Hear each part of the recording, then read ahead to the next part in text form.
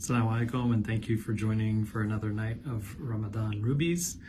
Tonight's reminder comes from Surah Mulk. Surah Mulk is one of the chapters of the Quran that the Prophet, peace and blessings be upon him, would recite very often. And one of the blessings of Surah Mulk, if it's recited often, is that it will intercede for us on the Day of Judgment. And so I pray that you and I have the intercession of Surah Mulk for us on the Day of Judgment. The verse that I wanted to focus on was the second verse from Surah Mulk. أعوذ بالله من الشيطان الرجيم الذي خلق الموت والحياة ليبلوكم أيكم أحسن عملا وهو العزيز الغفور. And the interesting thing about this verse, so first the translation, He is the one who created death and life in order to test which of you is best in deeds, and He is the Almighty, the All-Forgiving. And the thing that struck me about this verse is that generally we say life and death, but in this verse, Allah subhanahu wa ta'ala says death and life. It's their orders is switched.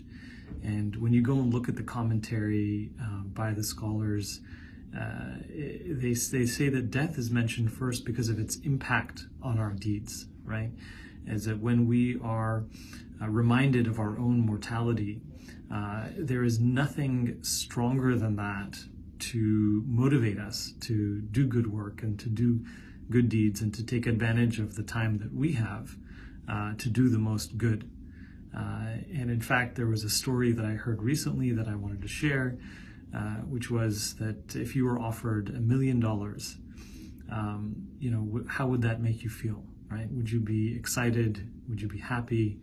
And the answer was of course, yes. And then the next question is, if I were to give you $10 million, would you be even more excited? And would you take it?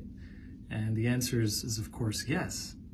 And then, the next question is, all right, if there was a stipulation tied to that, right? If you were to get $10 million, but along with that, you only had 24 hours to live, would that be an acceptable trade?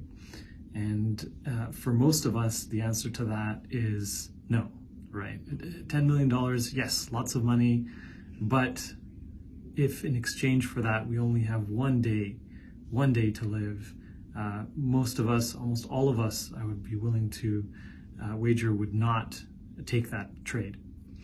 And so, as we count down the days of Ramadan, I wanted to use this time to remind myself and you to take advantage of every moment that we have, because it's precious, and we must take advantage of it in this blessed month. Thank you for joining me. I hope you have a blessed Ramadan. Assalamu alaikum.